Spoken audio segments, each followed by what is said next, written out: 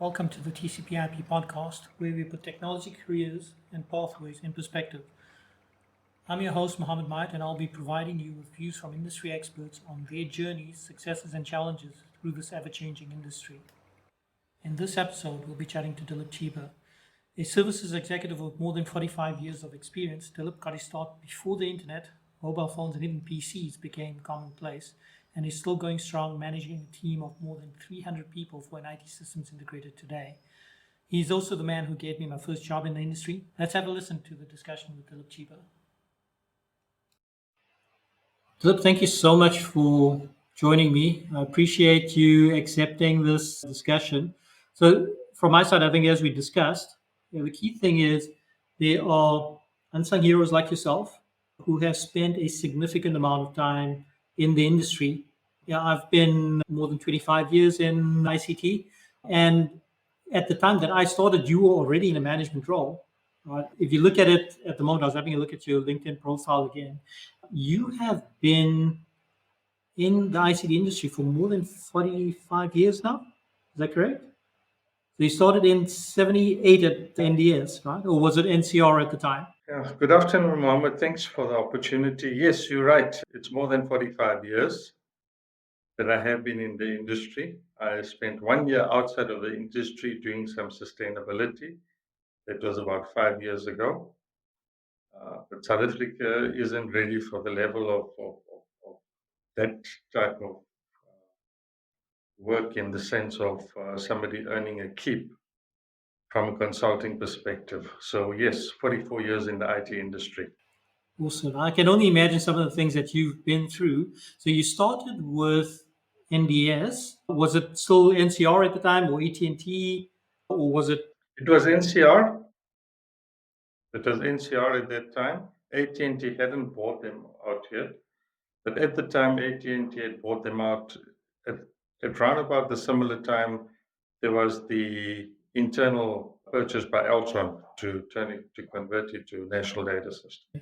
And when you spent 20 years there, they just don't make careers like that, right? Not anymore. And you started literally from the ground up as a field service engineer, if I'm looking at your profile correctly, and then moving into different roles up into management as well. So I started off as a trainee workshop a rework center engineer. So they had electronics and were mechanical, and I started in the electronics workshop. And then I moved into the field as a field engineer, team leader, manager, and then into the space around the Netco side, where that one of the first outsource contracts came about, and I was given an opportunity in that space. And I moved up through the hierarchy until I became a services consultant, where we did large outsource and managed services deals, where we did crafting of proposals and pricing. And that was the 23 years that I was there. We met while you were at NDS, and that was also my first job. You gave me my first job. We'll talk a little bit about that shortly. But after NDS, you moved across to Choice Technologies, which was at that time the DE arm for Dimension Data, also as a general manager for services. And from that point on, you held a number of director and senior executive roles at a number of organizations, including Tech Mahindra, which in and of itself is a large organization. Currently, you're with, is it IOCO? I'm with IOCO, which is a subsidiary of the EOH Group. Okay. I'm a little bit out of touch with the South African landscape, but I do recognize the EOH name as a large systems integrator in that space. Now, IOCO is a services arm for EOH. So IOCO is a recently created brand within the EOH table. And there are two parts to IOCO. There's the digital part, which looks after the software, from enterprise software to bespoke development to systems testing and the likes. On the infrastructure side, we provide end-to-end infrastructure services, from private cloud to hyperscalers to hybrid cloud, data centers to networking, managed services, security, very much end-to-end infrastructure services. and we provide that end to end. We compete with some of the bigger companies in the country. Dimension Data being one of them. And you're looking after the services team within IOCO? The technical operations team that provides the actual technical services is broken up into two parts. The one part is the customer facing, where there are service delivery managers and a number of technical people in there. And then what we call the engine room, where we have a whole lot of different technical disciplines, your server, your security, your networking, etc. That sits on the inside, your reporting, your tools that you use to look after your clients and also sell those services to the client. All of that sits in the engine room. All of those people reporting to me. A slightly different question, right? So if I look at all of these different roles that you've played, all of them have been in this services space. Is that by choice? I mean, or is it just the way that your career is developed? So do you have a preference and a passion for the services component of it? Have you tried other areas or considered other areas of the ICT environment that are maybe more front facing, like the sales areas, etc., as well? So in the 23 years that I spent at NCR slash National Data System slash Bytes Managed Services, I spent a lot of time in the technical area. But when I moved into the services consulting space, I initially did the role behind the scenes around pricing and proposal writing, but more around pricing. And then that followed on with proposal writing a little bit later, where I worked with one of my mentors in the space by the name of Peter Sullivan. Yeah, I remember Peter. I didn't interact with him a hell of a lot, but I do recall him from the time at NDS. Yes. And I learned some good disciplines from him in terms of, the quality of English and completeness of whatever you do. So, as much as you've learned from people that you've worked with, the same thing applies to me. In that space, I did have a lot of customer interaction and going through to sell the services. And when I moved into Choice, I didn't move directly into the general manager of services. Actually, I was headhunted to do an direct account manager role. And I was quite nervous about it. However, I took the plunge, and I think for 7 months, I used to work. I used to put my time in. I used to sometimes finish at 9 o'clock at night, being the last guy in the office. And I remember the one day taking this file and just smashing it on the desk to say, I'm spending so much time and effort, and not a single deal is landing. And unbeknown to me, the managing director had walked in and he came in and he looked at me and he said, Shiva, what's going on? And I said, I'm frustrated. The deals are not landing. He says, don't worry. Everything that you're doing, the fruition will come. And true to the word, within 2 months, I started landing deals of the magnitude that I couldn't imagine. I bought a BMW 3 Series and I paid it off in 1 year, not expecting to do that. So, yeah, it was fantastic. It was fantastic. I met my target in 8 months. That's when the opportunity for the general manager came. And I took that on because it was something I was good at and they had a gap.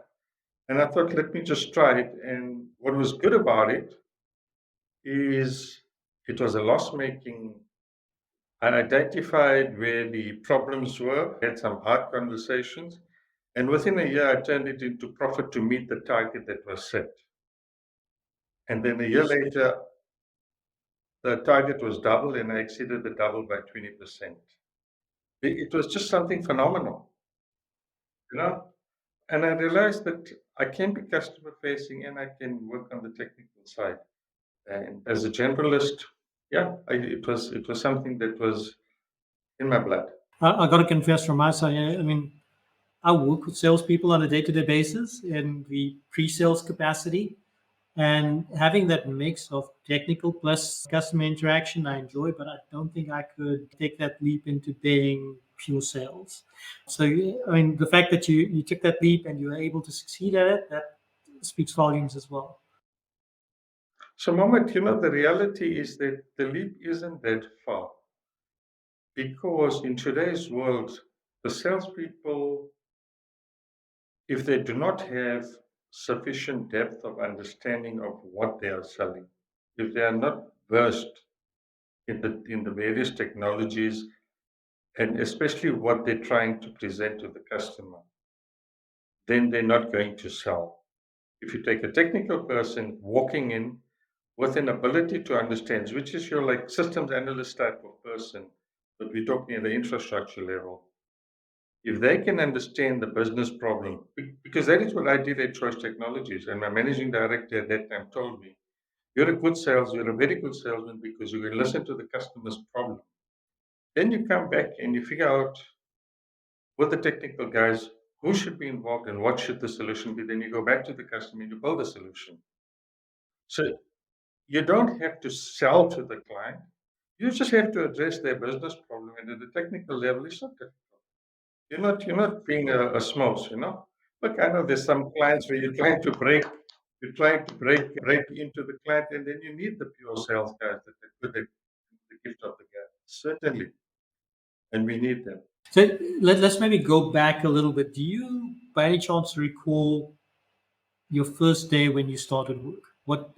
What do you remember about it? Is there anything that specifically sticks out in your mind? Very vaguely because it is 45 years ago. But I remember going to Braamfontein, which was one of the elite areas in those days, and going to this beautiful NCR building on the floor, and they had a lovely reception. And you go in and you say, geez, this is a nice place to work. Unbeknown to me that in an industrial area where they had the workshop and the warehouse, and that is where I was going to be stationed. Uh, so that is where I started. And there was a team of like a dozen guys in the rework center, and I was very, very green because I'd never known a working environment. And coming from Indonesia with a Indian accent and not kind of streetwise in terms of what the world has, yeah, you make an ass of yourself. But I learned, but in a very short time, within a year or so, I'd already acquired some mentors that guided me because they knew what my capability was, and they mentored me so that I could continue to grow and succeed. So I've been fortunate in that sense. People like Dennis McBride was there, whom I do also still keep in touch with.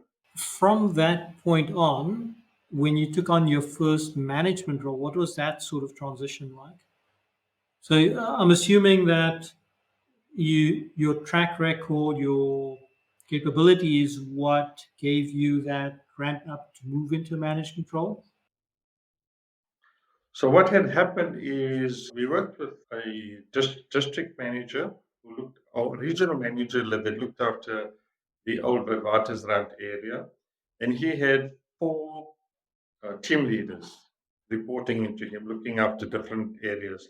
I looked after retail.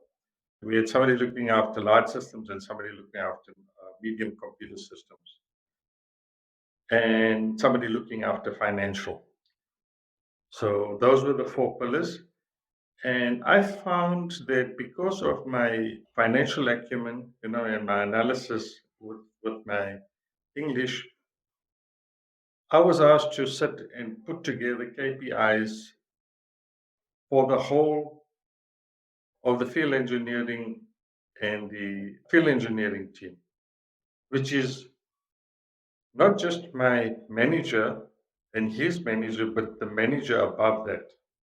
I mean, the divisional head, which means I was doing it for the country for like a couple of hundred people.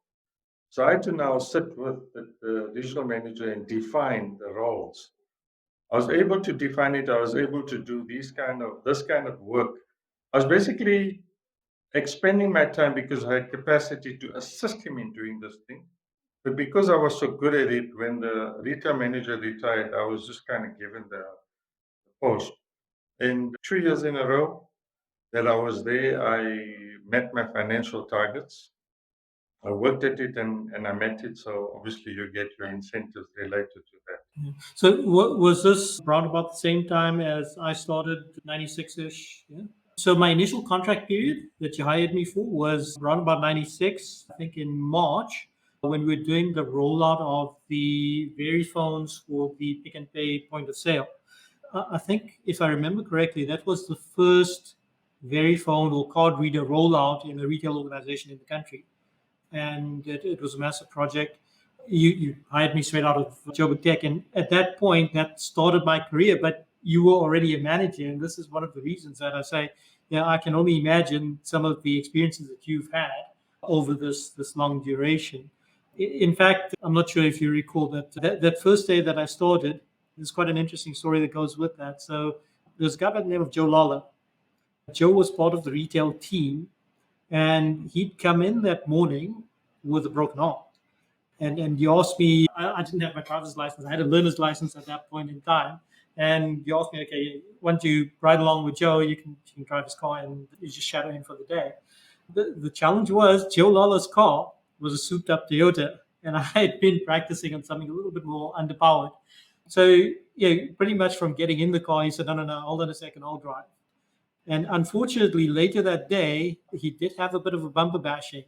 And I seriously thought, because of that whole incident, when I got back to the office, he could tell me, no, don't come back tomorrow. You caused enough problems already.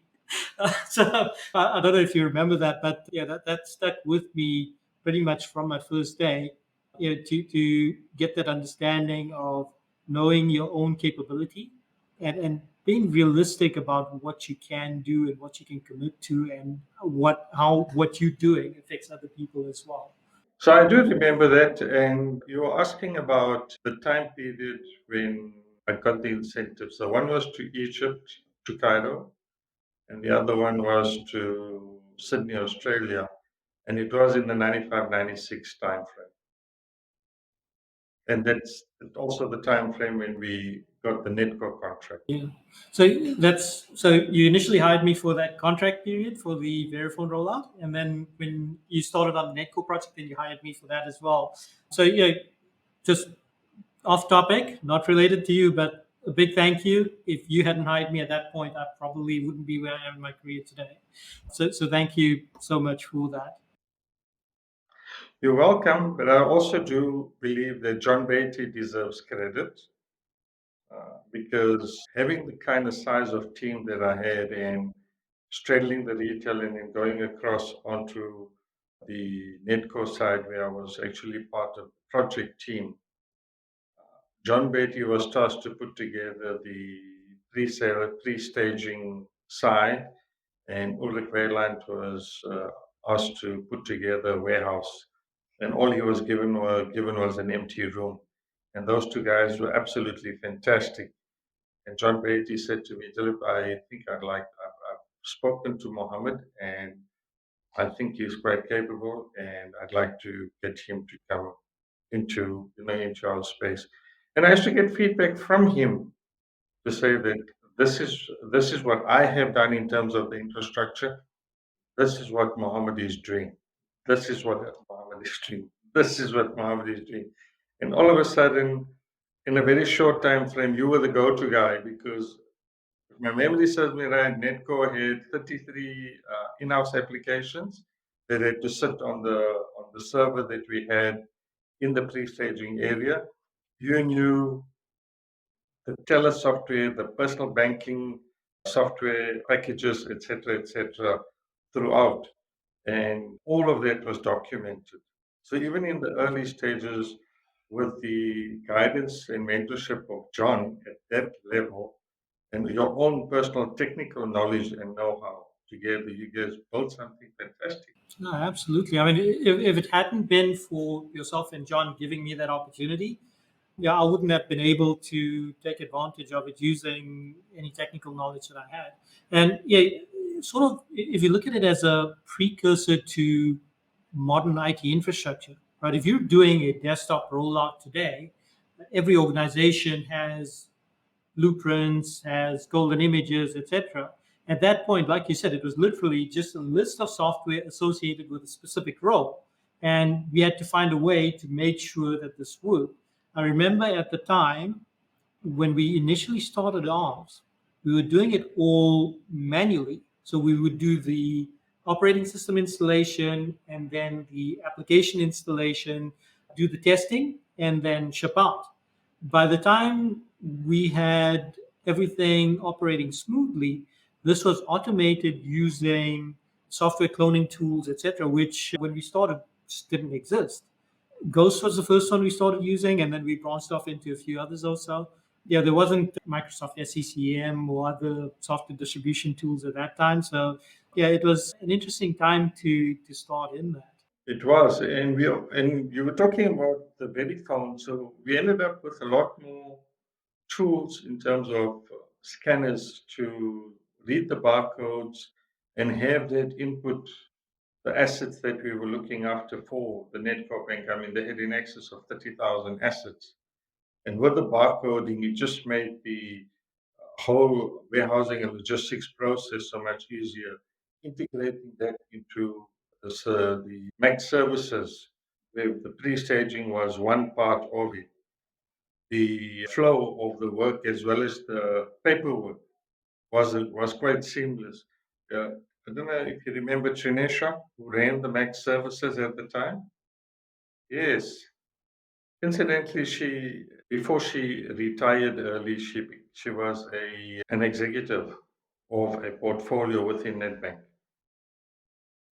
Yeah, strategic portfolio. So yeah, she's done quite well for herself as well. Now, I think probably from that entire team, everybody grew in different ways. Like you were saying, yeah, this was like one of the first big outsource contracts in the country. Yeah, I had the good fortune to subsequent to that working on, I think it was called Rosa and then Mercury. So the second and third gen outsource projects that they did while I was at Dimension Data as well. So yeah, the impact of an organization like Netco on anybody who was working in IT in that time, I think you can't underestimate. But interestingly, yeah, like you were saying, the technology itself evolved as we were doing it. And it's not only the back end technology, like the barcoding and the warehousing section and that as well. But if you think back to the very phones and the barcode scanners that were being put in retail at that point, we were still looking at fixed purpose devices, right? They were not PC based devices.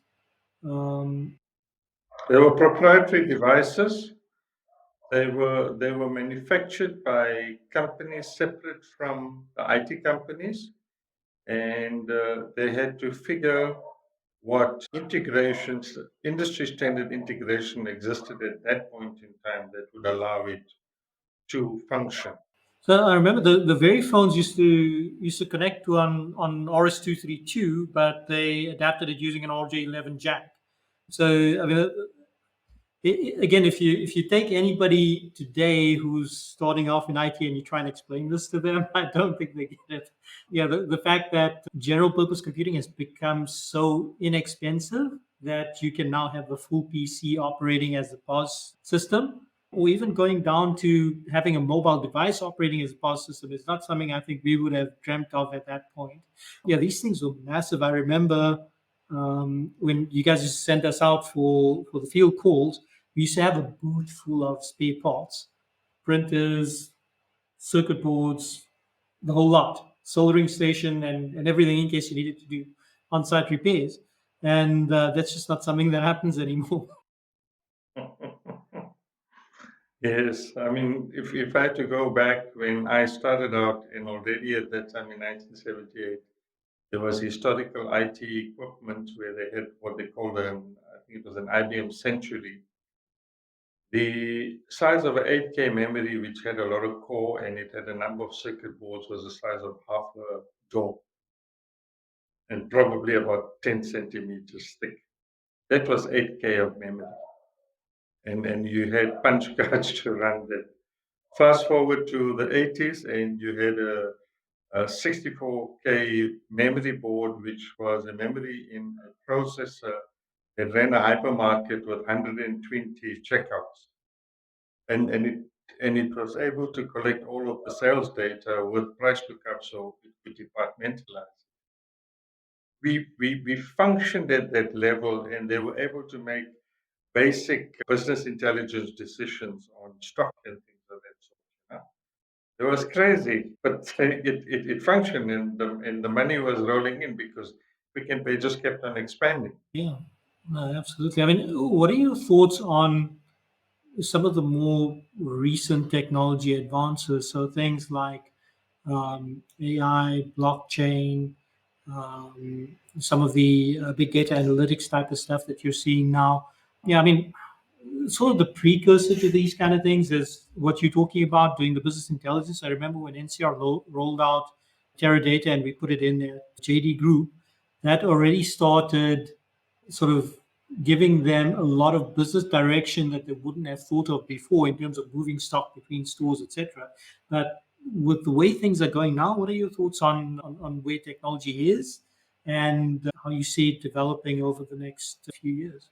So where technology is today is extremely exciting in the sense that we are at the different levels of, from infancy to perhaps early adoption into some of the things that, as much as they are in play, they still haven't taken off at the level that it could.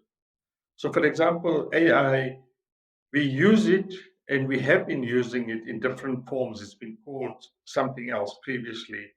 But the other day, my son, he says to me, Dad, I'm looking to apply for this particular role because he's at university and he's trying to get a part time job. And he says, I've asked ChatGPT to write me an application, and I looked at it. And it looked very good. It looked very comprehensive. And I said to him, it's fine, send it. But if somebody reads the application letter, they read his CV, they can see that there's strength.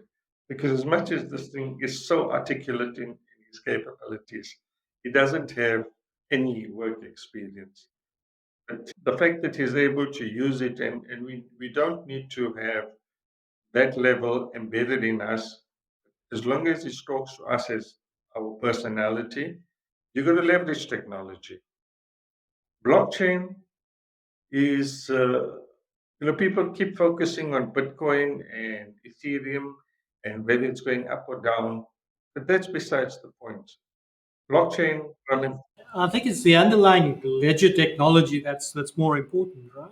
people are using it worldwide for contracting. The financial institutions leverage that. It makes it easier, especially when you have multiple parties that are participating and you put the necessary checks and balances in there. Definitely lots of potential in there. People need to understand it better and it needs to be commercialized a lot better. So I think that there's huge potential from that side. So, sort of related, but more specific around the last couple of years. So, with lockdowns, etc., I think a lot of managers needed to become more flexible with people working from home. And to a degree, technology had to catch up to meeting that requirement, whether it was IT teams rolling out more VPN or connectivity for end users, the ability for people to work from different types of devices, etc. as well. How did you see that in South Africa? So one, we realized as people in corporate in management or in business in management that you don't need to hold everybody, uh, have a radar on everybody for them to physically be present to deliver value. I think initially everybody was quite scared and they were cooped up. So people worked a lot more hours than they needed to, and there was a higher level of productivity. As it progressed, we found that the lower end staff seemed to start becoming complacent after a year. And this isn't just in South Africa. We looked at the trends worldwide, and those people were then requested to come in. or work in a hybrid manner so that the managers could keep an eye on them and actually mentor them or guide them in the disciplines, because there were disciplines that were lacking. But the people that were professionals of a certain level knew that they had deliverables. They worked remotely. You kind of saved on petrol, you kind of saved on traveling time and the stress related to that, especially in traffic. It was fantastic. And it continues till today. I mean, I myself work in a hybrid manner. If I've got meetings from 8 o'clock, I might go into the office at 11, or if it continues later, I just don't go, but I'm contactable. So that works. What has been good is the technologies, because we've got Skype and Teams and Zoom and the like. Each of these have spent the necessary time and energy to improve what they have so that at a corporate level, a commercial level, they become a lot more user friendly, available, easy, much more easy to navigate. So, yes, it works for us. And I think from here, when you got the metaverse, because sometimes when you want to do presentations and you want to do whiteboarding and you want to look around the room, you need that look and feel. Because when you have that, when you're physically in the same room, the difference is that there's an energy flow between people. Now, the metaverse might kind of be midway where you virtually have this feeling of the people being around, but at least you can present things and show what needs to be done in a better way. What could contribute to the metaverse is the VR side of things, because that then makes a lot of things a lot more real, perceptibly real. So I see a massive, massive growth in all of these areas. Which one takes the lead when, and which one starts getting commercial traction on a large scale? You're going to ask the clever guys that. Eh? Yeah, no, that's it. I mean, I think it's going to be interesting to see how it develops, and also, what else comes about. I mean, there's all this talk of super apps and all that kind of stuff.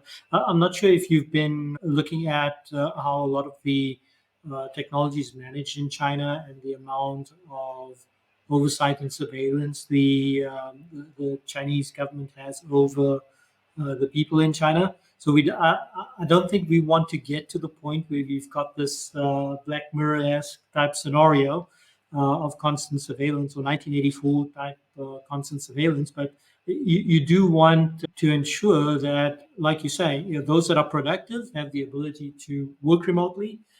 Those that need the support from an office type environment with oversight have that capability as well.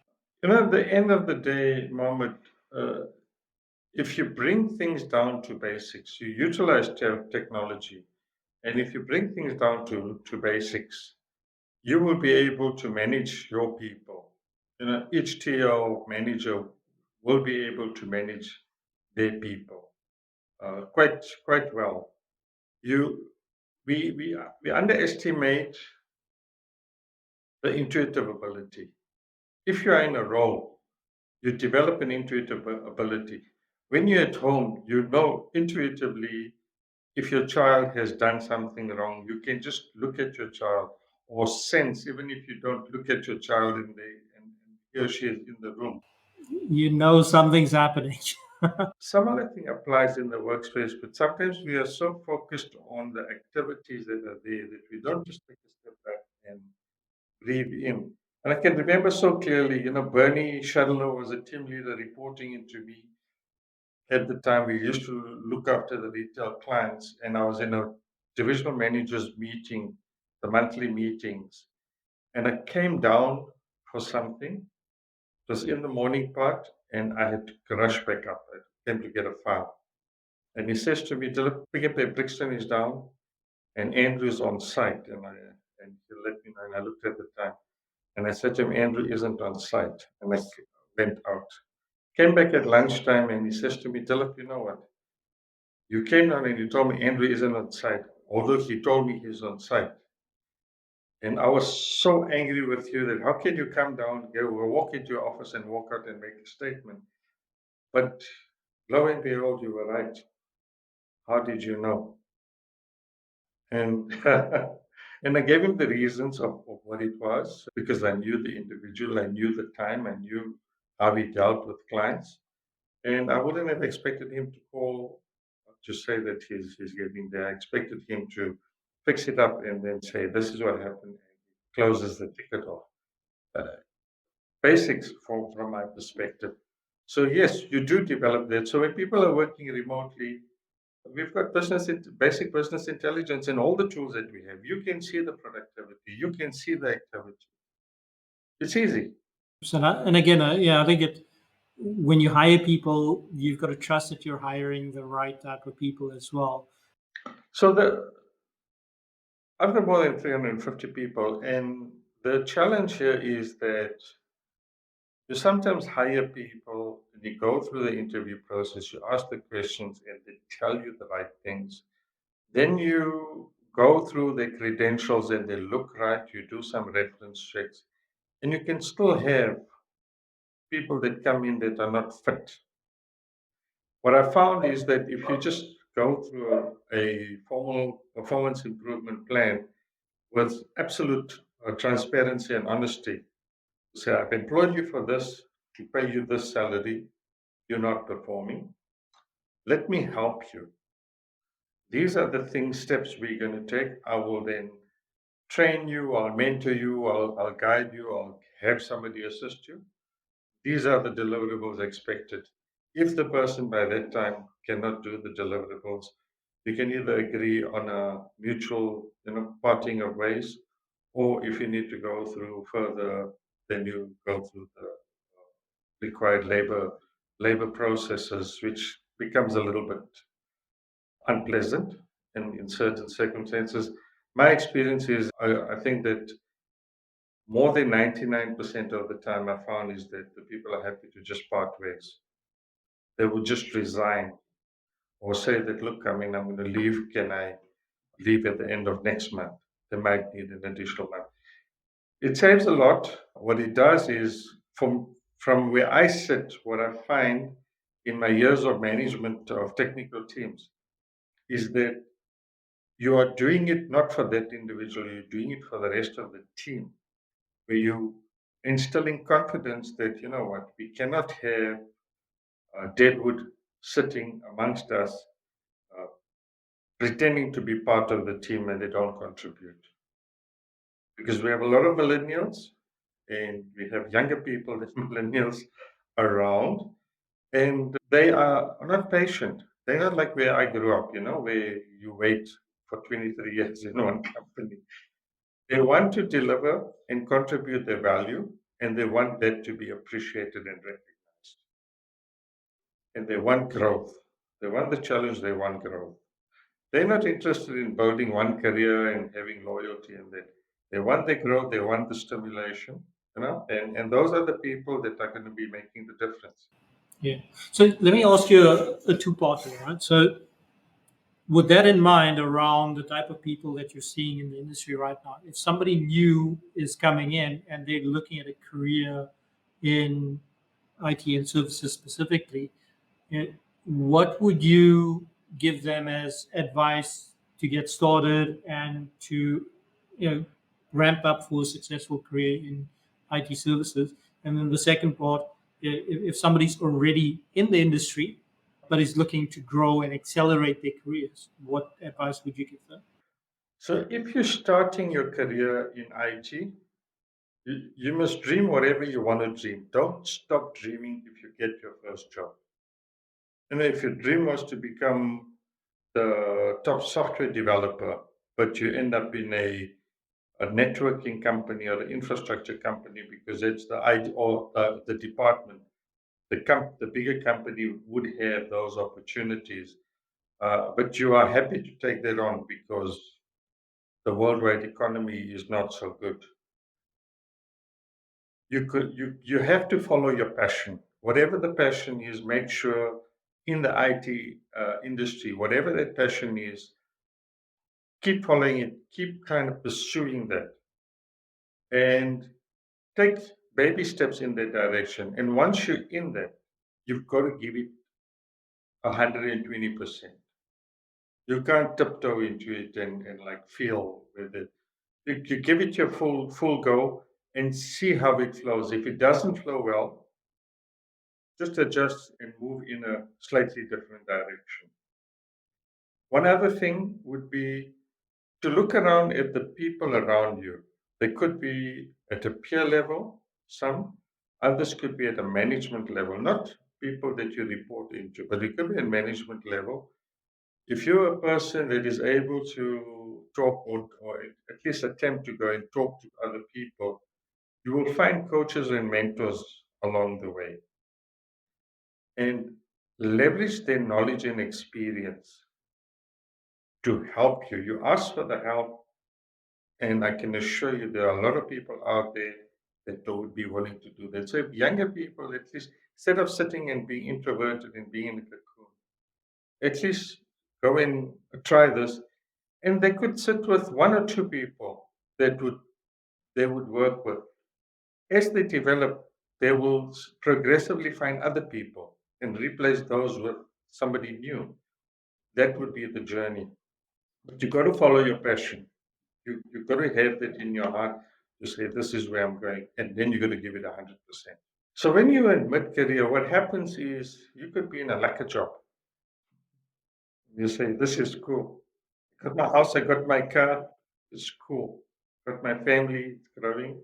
I'm getting my increases. No, you got to get out of your comfort zone. You really got to get out of your comfort zone and say, what can I challenge myself with? That's the one part of it. Try and learn something new, especially now that we're talking about technology continuing to change and new things coming. Because in life, the only thing that is permanent is change. So get a bit uncomfortable. That's the one part. The other part is you are in the job where you are and you're delivering at a level, but hone your ability in those particular components where you're delivering value. Become excellent at it to the degree that you are probably the best or you are at the best of your ability. And those are the two things that will be very, very key. You have to enjoy what you are doing. You really, really have to enjoy what you are doing. You can't just sit and do the work for the sake of working because you spend a fair amount of your time in the workspace. So yeah, those are the few points I would make from that perspective. Thank you so much for that. So, a bit of a curveball outside of the work life. So, for you specifically, do you have any hobbies? What do you do to keep that balance in place? So, you're going to be spending a lot of time putting in a lot of energy into your career because you want to make this successful, exactly as you said. But how do you find that balance? What do you do? And specifically in your scenario, what sort of hobbies or after hours activities do you feel are helping you with that balance component? So firstly, you choose to have a balance in your life. Doesn't matter how busy you are, you choose to have a balance in your life. And you're working because you want to give a better life to your family. So if you do not spend the time that you need to with the family, then you are defeating the primary purpose. There are going to be times when work takes its toll and you have to put in the hours, granted. But those are sporadic and they happen when the work pressures are at the level. But if you're working like that all the time, then the sizing of your job is just wrong. So you need help and that needs to be employed. How do I do it? I have a good balance. I play golf, I exercise, uh, occasionally I do experimental cooking, and sometimes I also do experimental baking. I'll pick up something and I'll just give it a go. Gets on my wife's nerves at times because I leave a lot of dishes in the kitchen. But what I do know is that what I do make is enjoyed and appreciated. Because, I have this passion for food, and I watch it. I watch the channels. And what I was talking about earlier is that follow your passion. Is that if you take a guy like Jamie Oliver, people say that, hey, how can you become a cook and make money? Jamie Oliver's made hundreds of millions. TV shows, books, restaurants, whatever it is, you can make a career out of it. So yeah, so I do that. I've also done some oil painting, but I think oil painting and the likes of it is you got to be in the mental space, and to be in the mental space, you can't be doing the kind of things that we currently do in the corporate space. Yeah. So I got to say, firstly, and don't take this the wrong way, but for your age, you look very healthy. So you've definitely been doing something right there. When I originally reached out to you to have a chat about this, yeah, I was very happy that I was able to contact you. Firstly, I think we're all getting to that age now where, unfortunately, some of the people that we used to work with no longer have the best of health, or maybe they've passed on. So I was very happy to be able to contact you. And then secondly, again, like I said, to see that you're in good health. There's one thing that I perhaps didn't mention is that the amount of pressure that we go through in the IT space, the mental pressures, some form of meditation or something of that sort of a spiritual nature helps a lot. And I've been reading a lot about a lot of different spiritual stuff. And I came across one individual that made a lot of sense to me.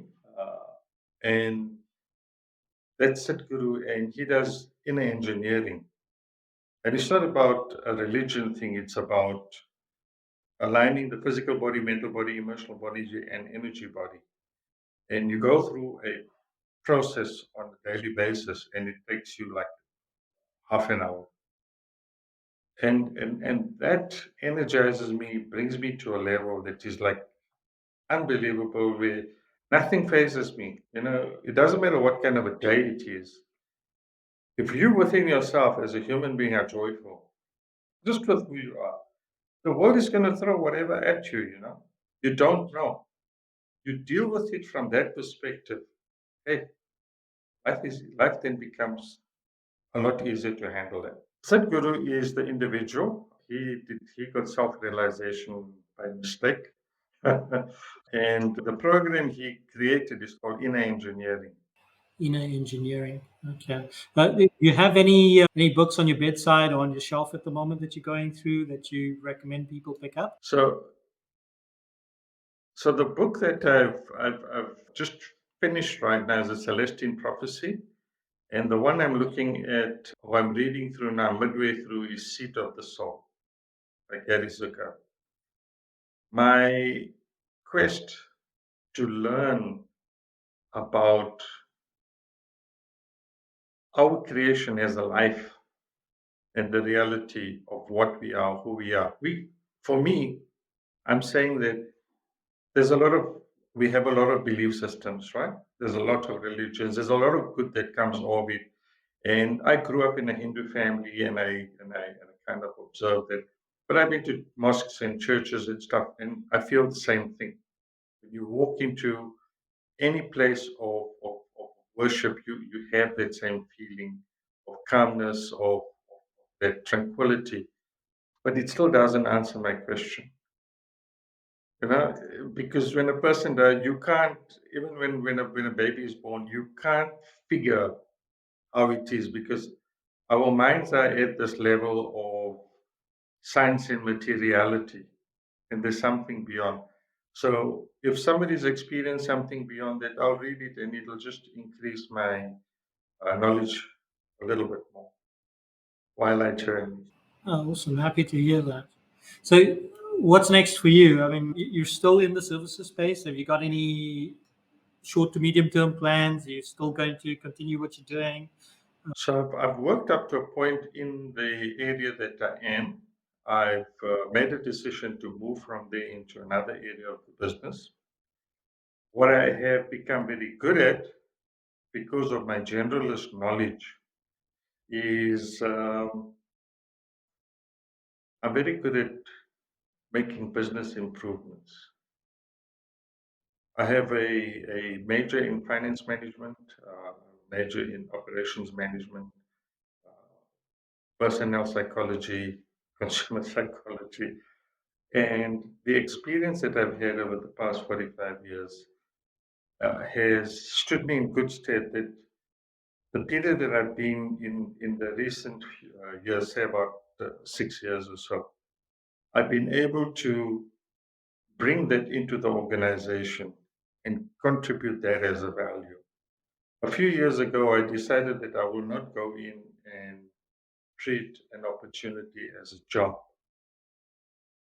I will deliver whatever I'm supposed to deliver, but I'll contribute value to the people that I work with. Hence, the example that I gave of one of my staff members earlier breaking down, because when you take that level of contribution personally, you worry about the delivery for the business, but you also worry about the growth of the individual and the well-being of the individual. So for me, that is quite important that I won't go and deliver at all costs. I got to deliver where together everything is in harmony. Now I'm able to do that in the business space. I've done it like over the past few 4 or 5 years, you know. I'd like to continue doing that, but I'd like to do it in a manner that perhaps frees up more of my time so I can play a little bit more golf. Cool. And just as one last thing from my side. So I've been out of South Africa for a little while. And a lot of the people that I'm talking to in the industry are either already moving out of South Africa or looking to move. Any thoughts from your side? Have you considered anything international? Is it something that you're looking at some point? So, Mohammed, at the age that I am, I don't think that I would like to go elsewhere. I have thought about it, and I've even kind of cursorily looked at it, and I looked at the viability. I believe that where I am, I'll be quite comfortable here. What I have done is I've encouraged my son to continue studies, but look for opportunities elsewhere. Because in terms of growth, if we have the government still continuing the way they are and not progressing in the interest of the people, but playing party politics, it becomes very difficult to turn the country around because the problems aren't so complicated that they're visible. We know what needs to be done. There just has to be a will and a desire to get it done. No, so I mean, for me, it's been a great discussion. I think we've hit all the points that we wanted to. Yeah, conveying some of your experiences across to the general public is I think something that will definitely come out from this. And yeah, I'd love to be able to do this again at some point in future, maybe focusing on a specific topic or specific area again. And that's something we could look at as well. Thank you for agreeing to do this. Terrific. And I wish you all of the best with the blog. And don't limit yourself. You don't know what tomorrow brings and how you might decide to evolve it. So, hey, take care. An amazing career, and he's still passionate about services today. Beyond the nostalgia of the early parts of my own career, this discussion with Dilip has definitely given me some additional motivation and inspiration. We can all aspire to be as passionate and successful in our own careers. We hope that you've been able to take something from this discussion which benefits your journey in some way. Short disclaimer: all opinions expressed in this podcast are our own and do not reflect the opinions of our employees. We hope you'll tune in for our next discussion as well.